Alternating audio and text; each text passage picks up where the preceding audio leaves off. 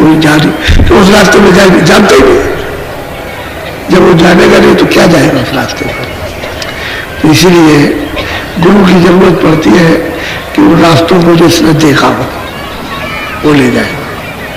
बहुत रुकावटें इन्हें देखने की, वैसे रुकावट नहीं कि तुमको कोई मारेगा पीटेगा ये, लेकिन इतनी रुकावटें हैं कि आप उसको छोड़ के जा नहीं सकते। एक दफे उसके देखने से आनंद लेने से गुरु को भी झटका देते,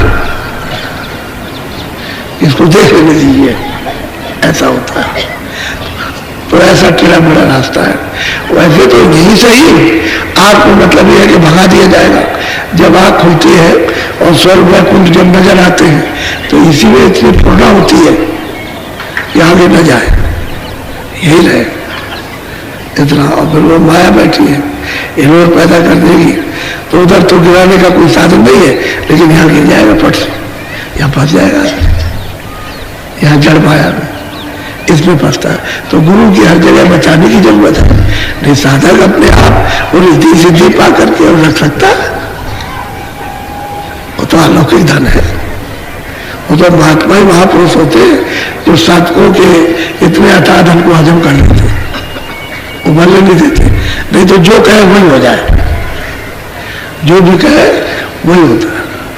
अब वो साधकों का सब अपने हाथ में लिया कि किसी को शराब दे दे, किसी को कुछ कर दे, किसी को कुछ कर दे, तो सब कुछ अपने हाथ में रखते हैं। उसे पता नहीं होने देते, चीज तो उसके पास है लेकिन उसको नहीं मालूम होती हमारे पास कुछ है। साधक ही रहेगा, अपने को प्रेमी रहेगा और चलता रहेगा, देखता रहेगा, चलता रहेगा, देखता रहेगा। तब भी साधक अहंकार कि जरा जरा सी बाहर की चीजों में जिसके पास कुछ नहीं होता है अपने को अहंकार, कितना समझता है कि मैं दुनिया से बड़ा हूं, तो बाकी जिसके पास है उसको कितना बड़ा अहंकार। और फिर जो वो चीज पाएगा उसको तो बहुत घमंड, बहुत गर्व, तो कुछ भी कर सकता। तो इसलिए संतों ने बड़ी दया की कि जीवों की कमाई को यदि गिरने नहीं देते, उसको रखते हैं संभाल करके और उसको पता नहीं होने देते, और इस तरह से उससे कमाई करवा कर और घर में पहुंचाते।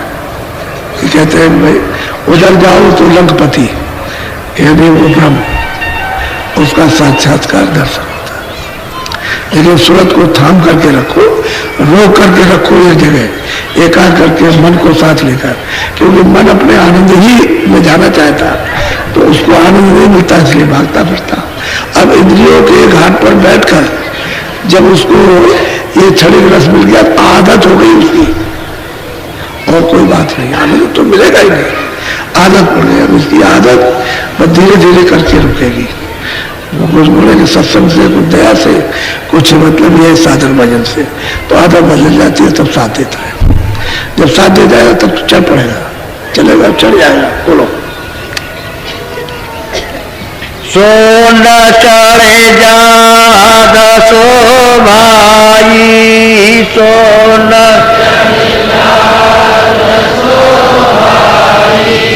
सूरत से मान शरणाना। अब ये चढ़ाई सब शब्दों ही की है, दूसरे कोई चढ़ाई नहीं, सब शब्द ही पर चढ़ के जाना। यदि सब जगह पर सर्वत्र, वहां शब्द ही शब्द है। अब शब्द सब जगह छाया हुआ, कहते हैं उसी में चढ़ के आप सब कहते हैं कि भाई शून्य की तरफ शब्द में सवार होकर के सूरत जब शब्द दूर जाती है तो व्यापक हो जाती है, पार पर में व्यापकता प्राप्त हो जाती है, सर्वत्र सब जगह पर कोई जगह छूटती नहीं, तो सूरत शब्द रूप हो जाती है। लेकिन शब्द रूप होते हुए भी सूरत को स्नान करना है,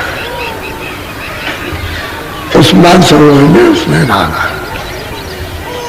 नहीं वहां के बल को और वहां के प्रकाश को, शब्द को वो फिर बर्दाश्त नहीं कर सकेंगे। यहाँ उसको व्यापकता का आसन हो जाता है, अब शब्द रूप हो जाती है तो सब इन बखेड़ों से निकल गए, कोई शरीर उत्पन्न नहीं, मन भी नहीं है, वह बुद्धि भी नहीं, वह चित्त भी नहीं, वह अहंकार भी नहीं, कुछ नहीं, गुणातीत हो जाती है। लेकिन सब खेल शब्दों का है, जो कुछ भी रचना वह सब शब्दों की है।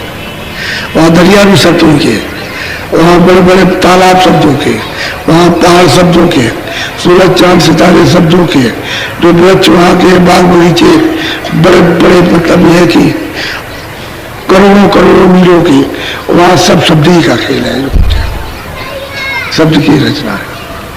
और विकृति बाग बगीचे, उसमें सुरतें विहार करती है उन बाग बगीचों में। अब वहां का हाल ही अगर वर्णन किया जाए तो कागज पोता पाथरी ये जितने भी कलम है स्याही है नहीं मिलेगी। ऐसे ऐसे बाग बड़ी बड़ी बुलंदी रखते हैं और फिर उनके एक एक चीज का वर्णन किया जाए तो हो नहीं सकता। क्या होगा, सुरतें सिर्फ देखती है। तो सब धर्म और शब्द की संरचना है। यहाँ मिलोनी में आया वही शब्द जो है उस गंदगी में आ गया, इसलिए आपको उसका अनुभव नहीं हो पाता। जब निकालिश होगा तो पूरा अनुभव होगा। बोलो। महासुन चौक अभियारा,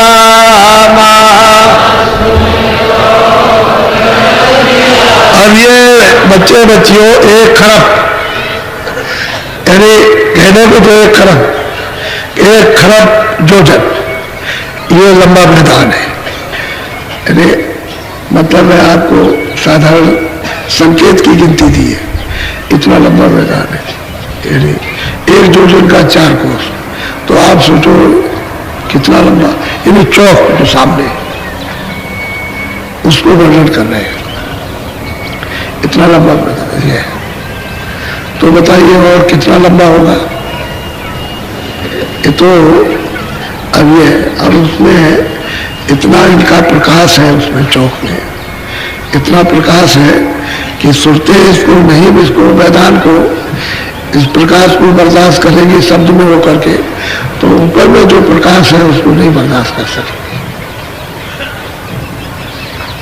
वो नहीं हो सकता, उसमें से आंखें बंद हो जाएगी, जा ही नहीं सकता। कैसे उजाला रहेगा चारों तरफ, आंख बंद हो जाएगा, सहन नहीं कर सकेगा, इतनी रोशनी है। तो इस चौक में इतनी रोशनी है तो बाकी तो रोशनी, और अभी तो बहुत दूर है। बोलो।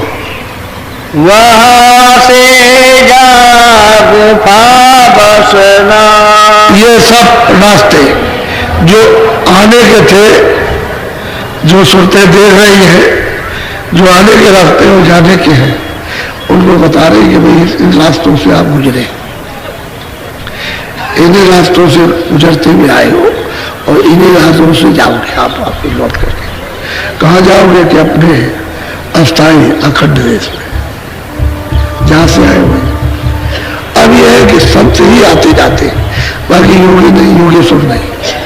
न वहाँ राम जा सकते, न वहाँ कृष्ण जा सकते, न देवी, न देवता, न ब्रह्मा जा सकते, न और जो बीच में योग करने वाले वो भी नहीं जाते, योगेश्वर भी नहीं जाते, ऋषि मुनि तब उस जीवन की बात ही जोड़, सिवाय संतों में उधर कोई नहीं जा सकता। और संतों का पधारना 700 वर्ष के अंदर, इसके पहले रास्ता खोला ही नहीं था।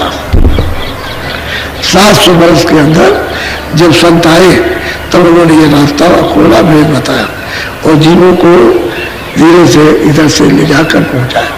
पहले तो कुछ उतार के जाए कि जो उनकी भक्ति सेवा करेंगे और उनसे जब इन पर संस्कार पड़ेगा तब वे पहुंचाएंगे।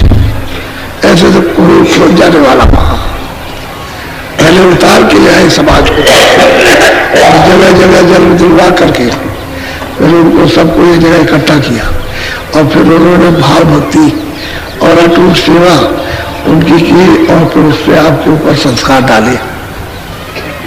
ये असल में ऐसे कारखाने सोचते यहाँ की ऐसे नहीं जाग सकती, बड़ी विद्वत इन्हें संस्कार डाल करके इनको जगाएगा। और फिर यह है कि फिर उसके बाद जब एक दफे रास्ता खोल दिया तो उस रास्ते से बहुत संत आए और बहुत सुरतें यहाँ से वापस गई। क्योंकि आप तो अभी आए हो, आपके पहले कितने लोग आए, फिर वो चले गए, उसके पहले कितने आए। ये तो कारखाना ऐसे चल रहा है, चलता है, चलता रहेगा। आते रहो, जाते रहो, आते रहो, कौन आता कौन जाता है। अब उसको महात्मा जानते हैं कि ये आया, अब नहीं आएगा, इसको मेरा शरीर नहीं मिलेगा, क्योंकि ये तो अमूल्य चीज है। तो जिन कर्मों से मिलता वो आपके पास एक भी नहीं। अब तो मनुष्य शरीर कैसे मिल जाएगा? जब मनुष्य शरीर के कर्म करोगे तब मिलेगा, तो वो है नहीं। अब ये तो जब आपके पास नहीं है तो अब गए आप लौट करके, पता नहीं कब किस युग में आओगे, कितने दिन लगेंगे।